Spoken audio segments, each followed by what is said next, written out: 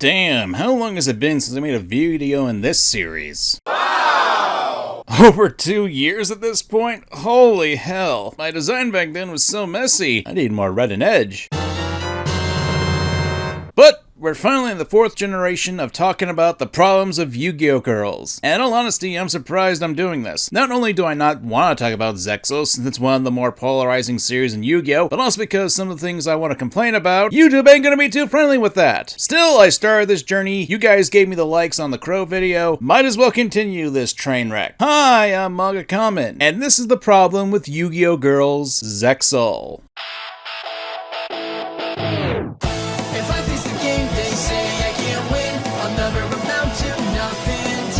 Before we actually begin talking about the girls in Yu-Gi-Oh! Zexal, I think it's important for people to understand some of the background of the original show, and how Yu-Gi-Oh! 5Ds had a hand in its creation. Hey, how come you're telling me this now? Yu-Gi-Oh! 5Ds really wasn't all that popular in Japan, and that's due to a number of factors, one of which was its target audience. Since Yu-Gi-Oh! 5Ds was aimed at a more mature audience, that caused a few issues. That isn't to say that it did terribly, but it didn't have the show actually play at a time where people would be interested in it, i.e. young adults. Basically a more mature audience, but due to the time slot issue, most of the audience was catered to would still be at work, and unfortunately because of that, the ratings weren't as good as expected. The older cast was also a bit of a turnoff to the younger demographic that was watching, and this won't be the first time you heard me say this, but reruns of Yu-Gi-Oh! GX were more popular at the time. Throw in the fact that Kazuki Takahashi had left ship during the 5Ds era of the anime, and that meant that a new direction was going for the series. So when you get to Zexal, you can see there's a notable difference between it and 5Ds. We're the worst heroes ever! Generally, Zexal tends to be a lot more colorful. The characters are younger, roughly around the ages of 13 and 14. And if you notice, a lot of the duels tend to follow the formula of Monster of the Week, and thus the number cards were made. Hell, a lot of the duels were also cut down to smaller, shorter bite-sized events that often revolved more boosting and lowering attack points rather than the intricate combos that Yu-Gi-Oh! 5Ds had. That's not to say that Zexal didn't cover tough subjects or have its darker moments, but it was obviously geared to a much younger demographic. Face it, kid.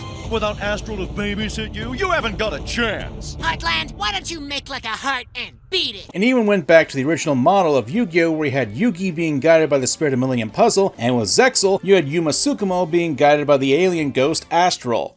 Why didn't you wake me up, Astral? For an hour, I said, Yuma, wake up. Well, you should have said it louder! There's also Zexal's art design, which, if you couldn't tell from some of the screenshots being shown, they tend to be a lot more colorful, more fantastical, and even the character designs fell into this. And some designs I found to be good, others, not so much. What is wrong with your face, hair, and you don't have eyebrows? What is this design? And I want to say this clearly, there's nothing wrong with wanting to cater to a younger demographic. No such thing, bad student, only bad teacher. After all, kids are great targets to milk money out of. You only need to look towards YouTubers with really cheap merch to see that. There is a problem when a younger cast has some strings attached though. And what are those strings, you may be asking? Well... Speaking of cool, it's getting chilly. Let's pick up the pace. Tori! Look, if you're expecting some righteous indignation about me hating Kotori, I hate to tell ya that I don't hate the character. Even when I watched the English dub, the character wasn't all that annoying. Hell, I'd argue that she had her brighter points, but we're getting ahead of ourselves. Kotori Mizuki, or Tori Meadows, is the main character's, Yuma, childhood friend and love interest. She's also essentially a glorified cheerleader, quite literally in some cases. This is not my look.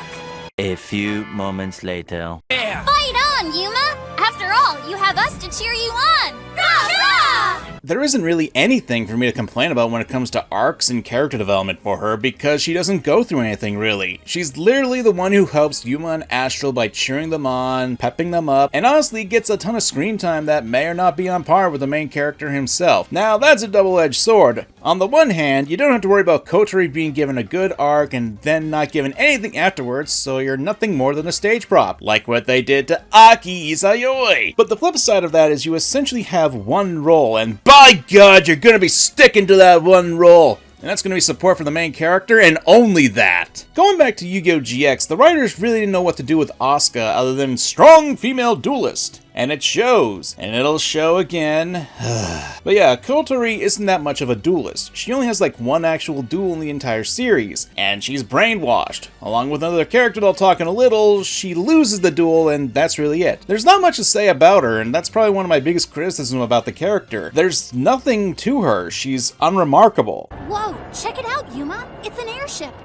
That shit's flying high to commemorate the World Duel Carnival. Well, I guess there's one thing I can criticize about Kotori, although it's more to the show than anything else. Fan service. Now, I know what you're thinking, so give me a minute to lay the groundwork before you start flaming me in the comments. I do not have a problem with fan service. Most of the time. Hell, one of the shows I'm currently watching at the time of me writing this section of the script, which I may remind you was in 2022, Futo PI, a Kamen Rider W anime sequel to the original series, has a ton of fan service with a lot of curvy ladies. Even a couple of gratuitous themes of over-the-top sexualization for the female characters. Now, we can have a conversation on whether or not fan service in and of itself is harmless or harmful. But I think a point of agreement is that as long as the fan service is tasteful and doesn't do anything creepy, then I'm sure it's not a problem. Guess what Zexal does? When you see something, say something. Report that groomer when he comes for you. Yes, my friends. The Yu-Gi-Oh show that talks about early teenagers has fan service scenes. You only need to look at Kotori's and the other female characters who wear school uniforms to see that there's already an issue. And I thought Duel Academy's uniforms were somewhat skimpy for the girls. Who the hell designed this skirt length for a 13-year-old? Oh, and that's not the only aspect of fan service. Now, because I don't want the FBI to come knocking down my door, I won't be showing any of this. That was really bad. So you just had to trust me on this, but I'll give you guys a small list of what the fan service scenes are for a 13-year-old girl. I'm gonna dedicate the rest of my life to forgetting it. 1. Kotori jumping in a short skirt, quite a few number of times. 2. Kotori in a suggestive pose in a tight outfit with tomatoes. Yes, I know, that's weird, but it happened. Number 3. Kotori doing suggestive posing, playing a dual puzzle that has elements to similar to that of a game of Twister. Still in a skirt. 4. There's a lot of low-angle shots of Kotori showing her legs in the tiny skirt. Need I say more? And probably the worst, Kotori in a towel after being in the shower and the towel slightly slipping away before cutting away for anything is seen. God, someone rip out my eyes already, please. Look, you can say Kotori provides a lot of moral support to Yuma, and hell, even in the manga she goes to such lengths to cheer up Yuma by trying to duel him, despite not knowing how to duel, and even jumping from an aircraft to save Yuma from a drowning. And that's great, but the fan service really knocks her down from being a passable character and into one that is just creepy to even think about, cause, again, 13 fucking years old. Another complaint was that there was a lot of times where Kotori was basically turned into a damsel in distress. Now, I feel like I need to have a discussion on the damsel in distress trope, because the moment someone levies that criticism, that just raises the dander of some people who are burned by Anita Sarkeesian. I've talked about the trope in and of itself, even giving its few dedicated videos, but if you're not interested in a full-length video on the matter, here's my TLDR. In my humble opinion, there's nothing wrong with the damsel in distress trope. The issue stems from the execution of the trope and how often it's used, and for the latter part, to me, it's more dependent on how often it's used, not the overall media, but each specific media. For example, I think the trope was overused in the Mario franchise, but if you look towards Persona 4, I feel the trope is subverted in the game by the female party members to certain capacities. I feel that the criticism that the trope is used too much for Kotori is actually acceptable here, especially when she's used as leverage against Yuma multiple times throughout the series. But you know what's the most salt in this wound? It's that she's the first Yugioh girl to actually fully confess her love to the protagonist.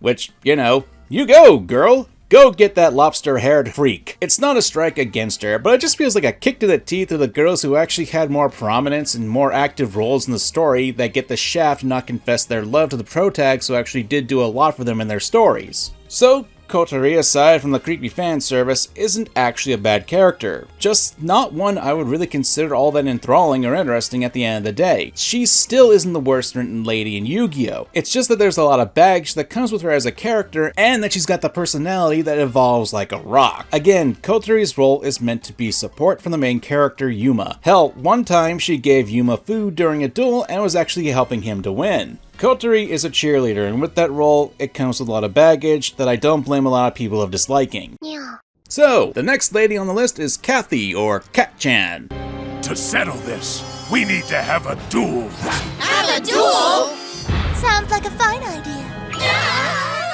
She initially started out as a background character who stood out because of her hair that has the cat ear appearance, literally stalking the main character Yuma because she has a crush on him. She's got a lot of agility, has the ability to speak to cats, and is actually a somewhat competent duelist. I may need to scratch that last point. How foolish. Cathy is what a lot of anime fans would attribute to be a cat girl archetype, mixed with a shy girl trope, which for a lot of people is appealing as a character. And when she actually gets an episode to be introduced and gains a little confidence in attempting to confess her feelings to Yuma, it's like, yeah, I get that. Too bad Yuma's loud, brash personality pushed it down and didn't help that the two were dueling. If I'm honest, I actually prefer Cathy over Kotori, mainly due to the fact that Cathy has a more defined personality and actually has some skills outside of being a cheerleader. Granted, she started off as a creep, breaking into Yuma's room at night and messing with his clothes, which I don't know why you think wearing a bee suit to school is a good idea. God, Yuma's a fucking idiot. I mean, those skills don't get explained at all, like Cathy's ability to talk to cats is never explored upon, and the cats do what she tells them to do, which, fair enough, I suppose. I recall around the time when Zexal was running, there was a theory that the reason Cathy was able to do that was because she had a number card that was cat-themed. For those who are not familiar, because I didn't explain it, number cards are the MacGuffins of Zexal, each of them supposedly powerful monsters that make up the memories of Yuma's partner, Astral. Anyone who possesses the number is usually possessed by the card, and sometimes gain abilities thanks to it, as well as having their personalities become much more extreme. Unfortunately, after their first duel, when Astral tried to take any numbers that Cathy may have had, it was confirmed that she didn't have any.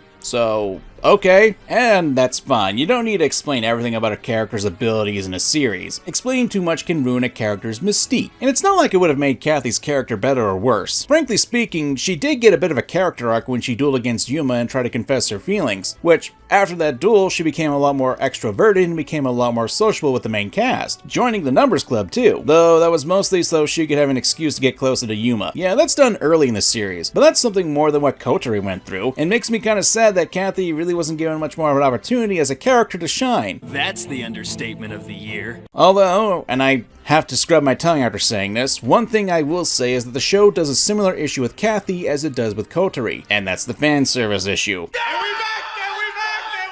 Yeah, not to be a broken record, but again, Zexal seems to have a bit of a fan service thing going on, which is weird again because these characters are pre-teens. Holy fuck, is this wrong? This will be the last time I bring this up in this video since I don't want to repeat myself more than I already have, but know that most of the girls who have an actual connection to the plot or main character do get this anchor chained to them, especially when they're younger. The biggest issue of Cathy, though, is her lack of utilization. She really isn't used all that much in the story, and it comes to the big issue that I've always had with the Yu-Gi-Oh stories. Too many characters. If we really look towards the main cast of Yu-Gi-Oh! Zexal, mainly Yuma's group of friends who associate with the Numbers Club, we've got Tetsuo, Yuma's best friend, Kotori, Yuma's friend and love interest, Cathy, Yuma's friend turned stalker, Tokonosuke, a creepy kid who tried to steal Yuma's numbers and then became his friend, and Takeshi, the class chairman who really doesn't add anything to the plot outside of a couple of one-shot episodes.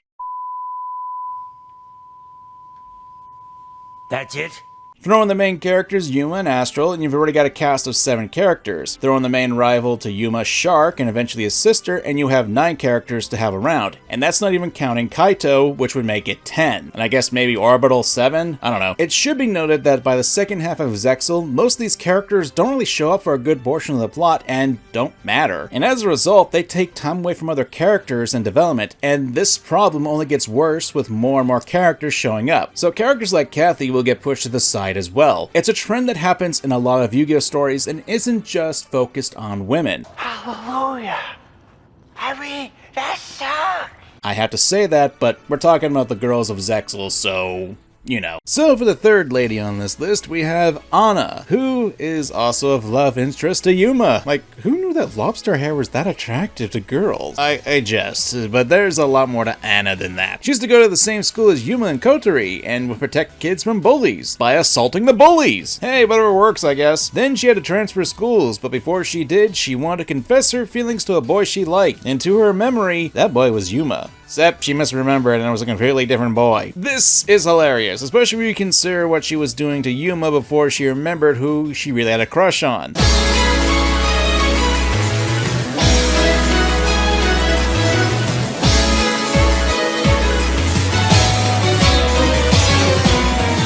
Yeah, Anna blows shit up, literally. Well, I can certainly say that she does have a very flashy introduction, and one that is memorable. It's not every character that basically attacks the main character with a flying cannon. Where does she get those wonderful toys? And hey, we also get a proper backstory for the character with this, as well as later in the series where she has to duel someone who was not only a person she learned how to duel from, but also her best friend. Said best friend, who after having a tag duel, thought it'd be a good idea to push Anna and Yuma down some stairs. No, I'm not kidding!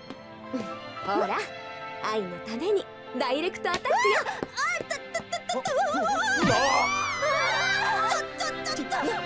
落ちる。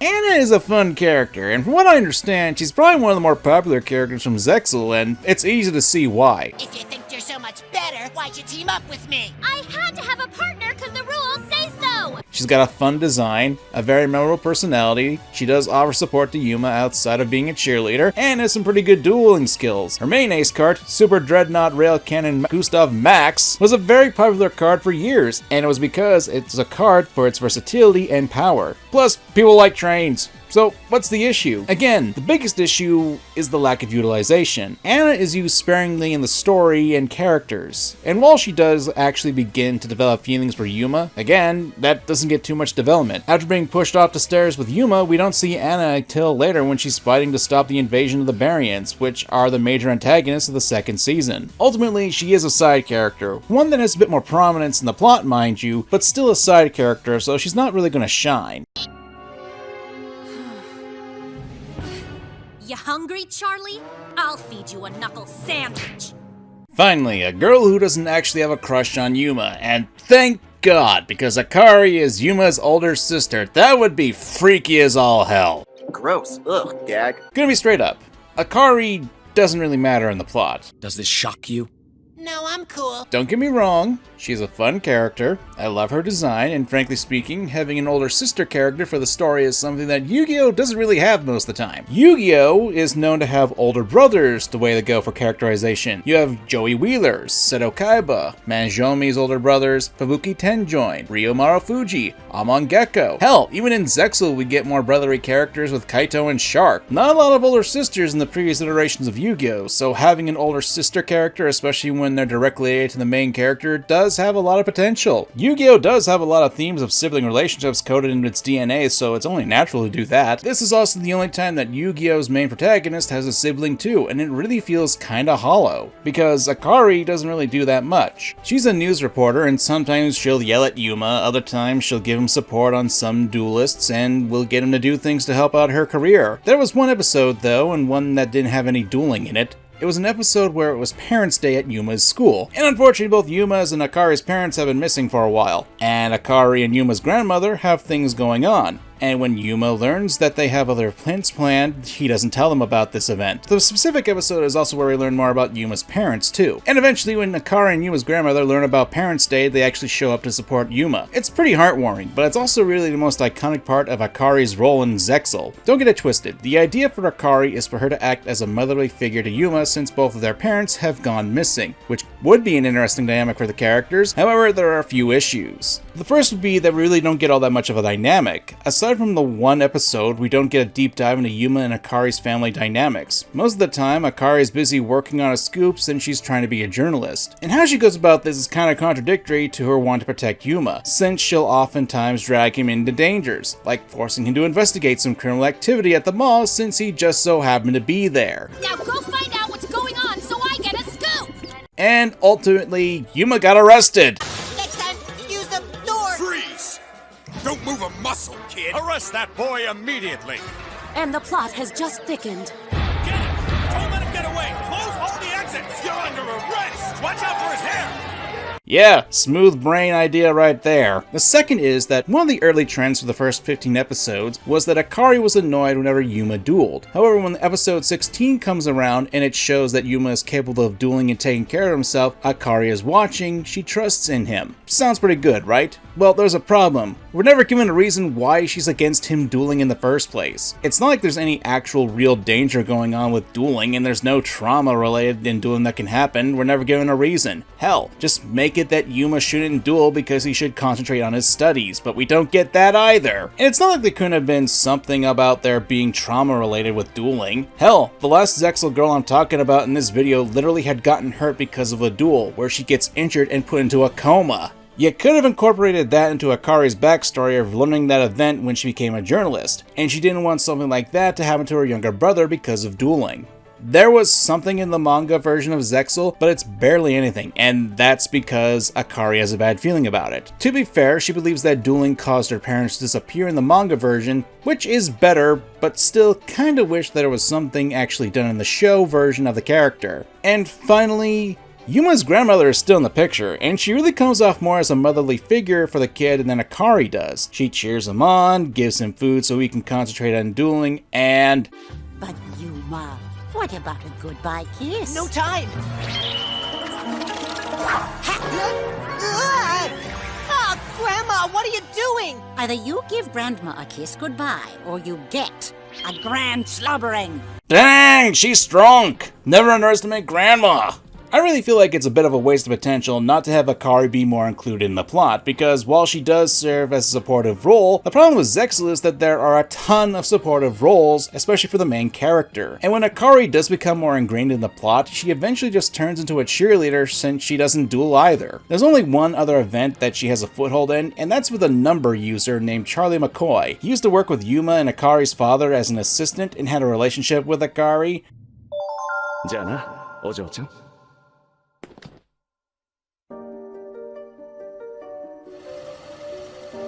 It's a little heartwarming until you realize that he is an adult and she was in high school at the time. So that's a little creepy, but whatever. Otherwise, again, she kind of falls off the plot afterwards, only showing up once in a while. I get I'm generalizing, but she doesn't have an active role in the story, and again, it's a shame since there aren't that many older sister-younger brother dynamics in Yu-Gi-Oh, if at all. So we're getting to the last couple of girls I want to talk about in this video, and this one, funnily enough, has a lot of backstory, has a connection to one of the major characters in Zexal, and does actually have a bit of an action in the plot of the story, at least in the first half. And that character is Droite. Droite is probably one of the more level-headed characters in the entire show, and will actually assess situations before coming to decisions. But that doesn't mean she doesn't have emotions. We're getting ahead of ourselves. Droite was an orphan, living in a place called Spartan City along with another prominent character, Gauche. They had tough lives, but they did find some level of happiness through dueling. Then one night, the two were picked up by one Mr. Heartland, one of the major antagonists in the show, who was turned into a fly. But he taught them both how to duel in order to create some elite duelists in the next generation. While we don't have a lot of details for the two's past, we do see an event in their training when the robot was being overpowered and was actively hurting them, to the point where Droite would have been seriously injured during the process. One of the prominent characters, Kaito, stepped in and managed to defeat the robot, destroying it in the process and unironically making Droite fall in love with Kaito. This would then translate to Droite becoming loyal to Kaito, aiding him in his pursuit to save his younger brother in the plot. Now, you may have noticed something here. There's actually quite a bit to talk about, and how Droite actually has a fleshed out past and motivations for her character as well as how she operates. Droite, while not being a main character, is unironically one of the more fleshed out characters in Yu-Gi-Oh! Zexal, whether it be guy or gal here, despite her status of being a side character and somewhat an antagonist early on. And in all honesty, I don't have any complaints about Droite as a character, and even as a duelist, though she doesn't really win that much in the anime, she does show that she's willing to plan things out. The best example is when she's in the first tournament arc's finals, the World Duel Carnival. There was a bit of a twist where the duelists had to go through various tunnels on a duel coaster, which had additional cards that would either help or hinder the duelists before they got to their actual matches, and as such, Droite was chasing after one of the first season's major antagonists, Tron, and the process was gaining life points via these mechanics. So before challenging Tron, Droite started off with 8,000 life points, meanwhile Tron had the original amount of 4k. So he's willing to plan in advance to deal with a very dangerous opponent, and she's doing this to help out Kaito. Even though she too kind of falls off in the plot in season 2, we do learn a little bit more about her, and that we actually do catch up with her at some point. She essentially became a manager to Gauche, aiding him in his dueling career. Like, I don't have a lot of complaints about Droite as a character, save for how I wish they could have used her more, but otherwise she's a strong character.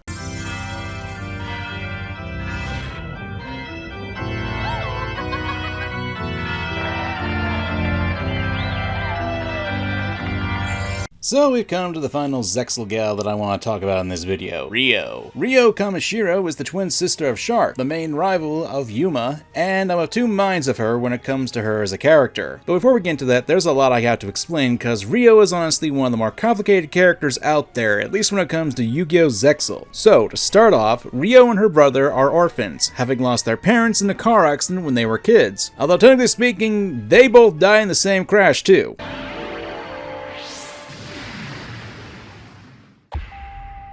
どうだこの子たちの両親は。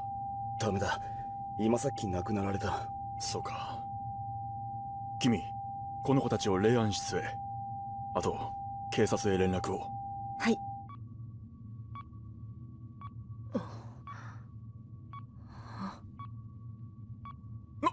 なんだ生き返った。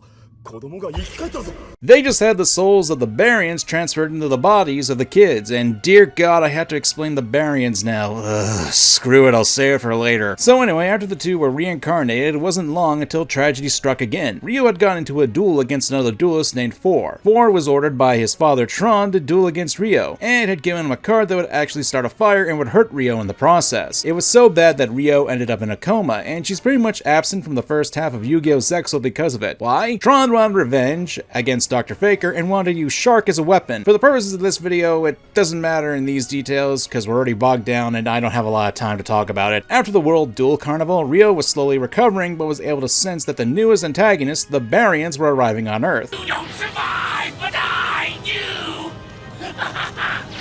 It's my time, kiddies! It's played up as a mystery as to how she's able to sense these aliens, but after that, she actually gets introduced and becomes a part of the main group, and she's seen as a competent person. She's appealing to her classmates because of her looks, she's propped up as a great duelist, and she's able to melt the icy outer shell of her brother Shark just by saying his actual name. She's extremely athletic. It can be easy to slap the moniker of the deadly Mary Sue!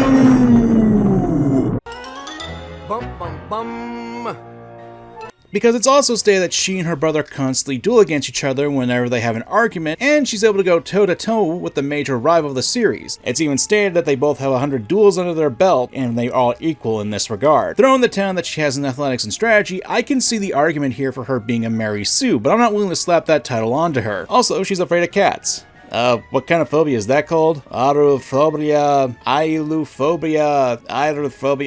Yeah, that thing. Unfortunately, again, that never really gets explained. The reason why I don't really call her a Mary Sue is because she doesn't really have the greatest track record of on-screen dueling. The only real win she gets as Ryo is her facing off against a one-off villain, and when she faces off against her brother in a filler duel, she loses. Now, if you're familiar with Zexal, or my frickin' script structure hasn't given it away, it should be obvious that Ryo is actually a Baryon. And now, I have to explain what a Baryon is. The Baryons were once humans who were reincarnated into an alien species, all thanks to the central antagonist of Yu-Gi-Oh! Zexal, Dawn 1000. Again, the details for that don't matter to this point. My point is, Shark and Ryo are actually Baryons, and then they become antagonists in the rest of the series until the end of the show. So to make it clear, you've got a real complicated backstory with lots of characters, and Ryo is the only lady of the Baryons, and are now fighting against former friends in order for them to save their homeworld of Baryon World. But what does this mean for Ryo, especially in the writing section? Well, let's ignore the fact that Ryo was completely bedridden for the first half of Yu-Gi-Oh! Zexal and was just used as the plot and development for her brother Shark. That's a problem in and of itself, since it's taking the character and making her be used as motivation, aka turning into a tool. But there's one thing I want to point out. It's Ryu's debut episode where she says this. でもよ、なんでここまでするんだ？私は上白涼河の妹だからですわ。え？シャークの妹だから？涼河をよく思わない人がたくさんいるって聞きました。それは、まあ。私が弱いと、誰かが私を盾にして、涼河の弱みにつけ込むかもしれません。だから、私は強くなければ。Meanwhile in the past! もうよせベクター、貴様の負けだ。さあ、ネラグを離せ。そうすれば命だけは助けてやる。よし、私に構わずベクターを。って。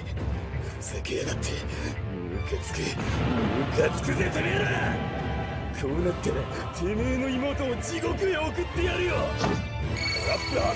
Oh, yeah, I can totally see why she wants that. And here's the thing. While this happened in the past in the terms of the show, This happens again and again with Ryo. She's literally used in this way. She wants to get strong because she knows people would hurt her to get to Shark, and yet she gets hurt and even dies throughout the show to get to Shark. No, I am not kidding. Once in her past life, twice in her Barian version, Marag, killed by the same guy by the way, and twice as Ryo. What also sucks is that she barely did anything as Ryo or Marag in the show, and it's mostly because she's tethered to Shark, and she's used as a tool to prop him up, being forced into a coma, to being brainwashed twice, thrown off a cliff in order to kill Shark's Barian form, Nash. The same bastard who did that also killed her again while Shark watches. And yeah, the bastard who does that is entertaining. I unironically like Vector as a villain. I seriously love that line. But the bigger issue is that Ryo is used as a prop to her brother's development and story. Ironically, even though Ryo wanted to be independent of Shark, she essentially became nothing but dependent on him, and she gets overshadowed by her brother as well. And I get it. Yu-Gi-Oh! Is a shonen series, and it's meant to be mostly focused on the boys with the really weird hairstyles. But that doesn't mean you can't have women characters be productive. There are countless ladies in the shonen style that have decent storylines to them. Hell, even Yu-Gi-Oh! Did that with Aki back in Yu-Gi-Oh! 5Ds. At least until they screwed that up. And this sucks, because Ryo as a character has potential. She wanted to not be a burden to her brother, not want to become leverage against him, so she wanted to be strong and walk on her own 2 feet. But then the writing just makes her become leverage for her brother. This is wild! Which leads into an overall issue. Mission accomplished. If I am to be completely honest, while there are some issues with the Zexal girls, they're not too bad, at least in comparison to what we've talked about in the past. And unfortunately, if we manage to get 5,000 likes on this video, I assure you we'll be getting to much worse territory with Arc 5. But here is the biggest issue. I stated that Yu-Gi-Oh! Is a shonen series in the last section, and that's true, obviously. But that doesn't mean you can't really take the time to develop your female characters. Again, looking inwards to Yu-Gi-Oh!, Aki Izayoi was a very developed and fleshed out female character who had a very powerful story to her. And with that outlier alone, you'd think there'd be stronger writing with the lady characters in the latter series. But the issue again comes from the bloated cast. There are a lot of characters in Zexal, and oftentimes they're redundant and don't really have that big of an impact on the plot. There's nothing wrong with having casts that are big, but you need to remember that you won't be able to really do a deep dive into a majority of the cast, and oftentimes it'll focus on the main 3 of each season, especially with Yu-Gi-Oh! The main lead, the best friend, and the rival. It isn't set in stone, but that's how it usually goes, and because of that, the other characters who aren't in the trio will be pushed to the side often than not. And when you have so many superfluous characters, you're gonna be stepping on some toes. Well, it may have taken 2 years, but we finally talked about Zexal. Remember guys, if you want me to do that Problems with Yu-Gi-Oh! Girls Arc 5, 5k likes and I'll do it. And I can tell you, there's a lot to say about the girls in that series. Dear God, I'm gonna need some more booze. I'm MangaKamen, remember, pass me the hooch. Even with your limited intellect, it must be clear that it is pointless to continue.